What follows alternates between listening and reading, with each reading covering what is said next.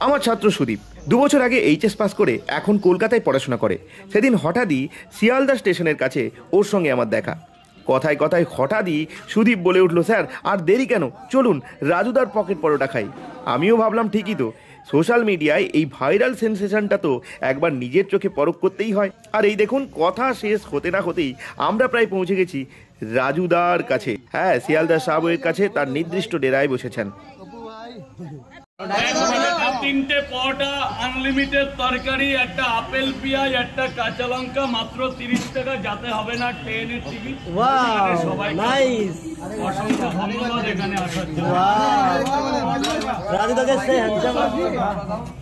পরোটাটা একটু দেখানো যাবে না? হ্যাঁ, আজে বাজে বুকিং না, আরেকবার বলেন ডায়লগটা, উঠে নি আমার ফোনে। আচ্ছা তুমি দাঁড়াও, আছি তো আবার। আমাদের জন্য আছে রাজুদা। আরে শুরু করতে দেন রাজুদা। আরে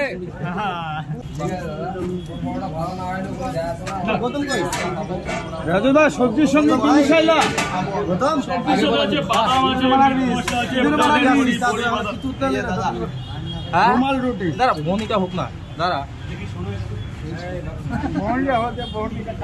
কত করে? 30 টাকা না? এই যে আপেল পেঁয়াজ, এই যে আপেল পেঁয়াজ, আপেল আছে? হ্যাঁ, একদম আপেল পেঁয়াজ। আপেল পেঁয়াজ না, এটাকে আপেল পেঁয়াজ বলে, তাই তো? এটা না, পেঁয়াজটা কোথা থেকে আনা হয়েছে? আপেল পেঁয়াজ, আপেল পেঁয়াজ, এটা বসিরহাটের পেঁয়াজ। ওয়াও, দাদা 3টে করে পরোটা 2 জায়গায়, খেয়ে বলবে কেমন হয়েছে। খারাপ লাগলেও বলবে, যেন কালকে আরো ভালো করতে পারি।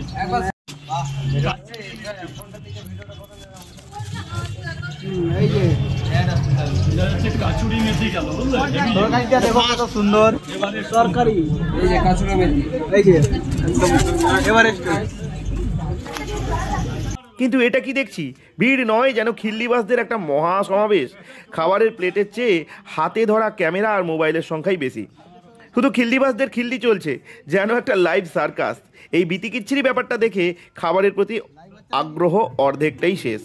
তারপর সেই বহু আকাঙ্ক্ষিত পকেট পরোটা মুখে দিলাম, আর তখনই বুঝলাম ভাইরাল মানেই ভালো নয়। এই জঘন্য স্বাদ আমার তো একদমই ভালো লাগেনি।